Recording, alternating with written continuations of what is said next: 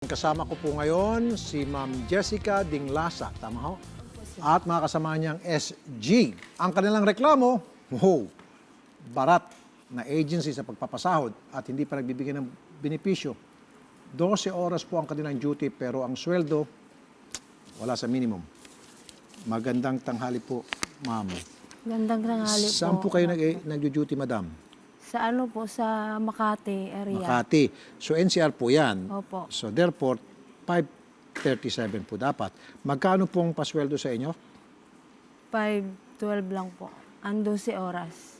12 oras. Eh, itong 512 nung last year pa ito. Okay, ngayon 537 na. And then 12 oras pa. Opo. Walang benefits May benefits po pero paputol-putol ang hulog ng isis namin. na monitor niyo po yan. Opo, meron po. 13 month. Meron po kami 30 month. Okay. Ang problema po namin yung benefits at saka yung 4 na oras. 4 na oras na hindi ka binabayaran. Opo. Tapos madalas pa delayed ang sahod. Yes po. Okay. At may payslip po ba kayo? Meron po. Okay. So ang ano lang po talaga dito, reklamo, is unang-una, wala sa minimum. Opo.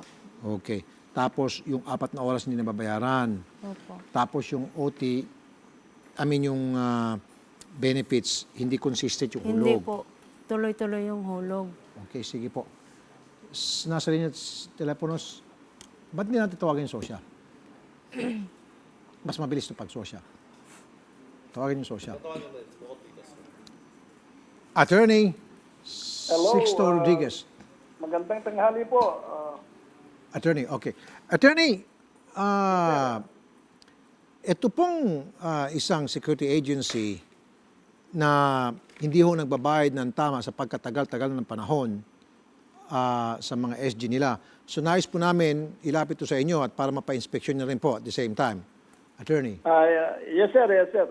Anytime po. At pwede naman nyo po sila papuntahin sa amin sa office sa Makati o kaya dito sa Dole NCR sa Saan yung Maligaya, no?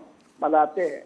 Kung sa Makati po sila naka-post, ay pwede din sila dumiretso dun sa aming Makati office at sasabihan ko po yung aming director dun po. So, sir, samantalahin ko na rin po itong isang kaso namin. Yes, sir.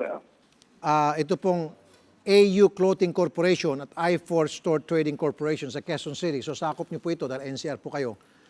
Now, Yes, sir. dati na rin daw pala ito nagkaroon ng kaso sa Dole. Yes, sir. Mukhang nagmamalaki po ito. So, ang gusto ko malaman, ano nangyari doon sa kaso nila nung una? So, gusto kong imbestigahan nyo ito, sir. Ibang security agency po yan. Hindi, sir. Hindi po security agency. Ito po ay clothing company. So, sinasabi ko lang po sa inyo na para makapag-ready ho kayo, babalik ho kami dyan, na siguraduhin this time, maging maayos na po yung papag-imbestiga dito sa kumpanyang ito. Okay, sir? Yes, sir. At timbrehan ko rin po yung ARD namin na naka-assign sa Quezon City po. Kasi 3 kaming ARD na may kanya-kanyang jurisdiction din po, no? Okay. Ako nasa Makati, Pasay at Punta Parlas. Ang Quezon City ay si Atty. Evelyn po, no? Okay. At anyway, ganun pa man ay paki-inform lang sa akin kung anong kumpanya yan, anong security agency at gawan ng paraan para on the spot ma-investigate po yung kumpanyang yan. Opo. Last na lamang po, sir. Mawalang galang na po. Yes, Baka sir. pwede, sir, pakisabi doon sa mga inspektor, pag pumunta, mag-inspeksyon dito sa kumpanyang AU Clothing at saka I4 Store Trading, yung mga inspektor, wala dapat bulsa. Walang bulsa sa taas, walang bulsa sa pantalon, sa likod. Kasi para nagmamalaki, sir, mukhang meron talaga pinagmamalaki. Ang tapang-tapang. Yung sino pong nagmamalaki? Yung kumpanya? Yung kumpanya po, sir, yung may-ari po, yung may-ari ng kumpanya. Pinapalayas pa nga yung mga taga-Dole, sabi, layas kayo rito. Ay, ganun ho ba? At tingnan po natin at papa-inspect ulit tayo kung sakaling Thank kung you may po, sir. violation sila. Oo. Sige po. Sir, I-forward po yung pangalan ng kumpanya sa agency at action na namin kaagad. sobrang thank you, sir. Mabuhay ka, sir. Mabuhay din Thank you po po, kayo. Director. God bless po. Okay. Si Karen, okay, balik tayo sa pinaka-issue, yun singit lamang. Cudera, Admin Officer ng Ray 9 Dukes and Jack Security Agency. Magandang tanghali po sa inyo, Miss Karen. Miss Karen? Okay. Ito, ma'am, ito ang katapat ng mga agency na balasubas. Ito, actually general na ito eh. Alam ko na-promote na ito eh. General Jaime Santos, Chief ng Enforcement Management Division ng SOSYA. Magandang tanghali po, sir. Sir, Colonel Santos po, magandang tanghali, sir. Okay, pero alam ko mapopromote na to si Colonel Jaime Santos. Yes, sir, di ba po? Pero sir, gayon pa man, para sa akin, ikaw po ay karapat-dapat na maging general. Para sa akin po yan. Kasi napakagaling niyo po umaksyon, sir. So, sir, Salamat po, sir.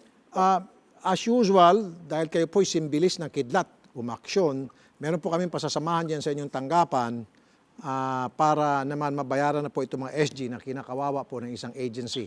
Sir. Opo, sir. Maghihintay po kami. Okay. Sige po. Anytime po. At pagka gusto nilang pumunta ka agad, nandito naman po kami. At para ma-actionan po natin, matulungan natin yung mga babayan nating security guard. At pag pumalag tong agency, tulad po ng palagi natin sinasabi dyan, papadala kayo ng tropa. Takot kasi itong mga agency ito pag sinabing pupunta na yung tropa ng SOSYA kasi ibig sabihin nun, raid. Di ba, Colonel? Sige, Colonel, Apo, sir. salamat ha. Salamat. Welcome. Okay. Case solved. Kasi ito, si Colonel Jaime Santos, kinakatakutan to lahat ng mga walang hiyang agency. Good as all men, 101% sold by Monday. Punta tayo dun sa SOSYA. Sige po. Makukolekta niyo ng mga pera niyo. Kwentahin niyo ngayon palang gabi, pag uwi niyo, kung magkano yung mga na-OT nyo na hindi nabayaran, pati yung difference sa minimum. Kasi ito last year pa itong 512, dapat 537 na. Okay? 8 hours. Thank you po, Okay. Idol. Yes, ma'am. Yes, sir. Thank you Thank po. you.